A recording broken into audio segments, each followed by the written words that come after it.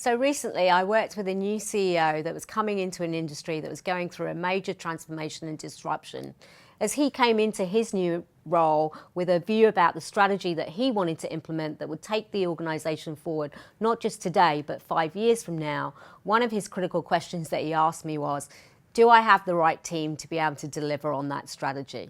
It's a great question to ask and one that many CEOs face. As we sat down together to really grapple with that question, what we ended up doing was taking a look at what did that strategy look like in practice, and looking at the capabilities of the team in itself and saying, do each members of the team have the capabilities to be able to execute on that strategy? As we delved into that by looking at the performance of each of the members of the leadership team and looking at what was needed going forward, we were able to come to some conclusions about whether those people had the right capabilities in place and or whether if they didn't, how developable were those capabilities. In some cases, we were able to make some decisions that while some of the leadership team didn't have all of the capabilities that they needed, there was an opportunity to develop them, either because they were seen as being very coachable or that they had the potential to be able to grow into the roles and capabilities that were needed. In other cases, we realised that there was probably too much of a stretch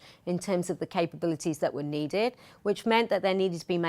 decisions needed to be made about bringing in talent from the outside. Those decisions are never easy decisions to make, particularly when you have to make changes in your leadership team. But making those decisions early on and communicating them early on to the organisation with the rationale as to why these changes are taking place are really critical decisions that a CEO can make to help them to take their strategy forward in the future. That's just one example of a CEO leading a business in transformation and making some people decisions that were critical for his view about what he needed to do to be able to deliver on his strategic vision for the next 5 years.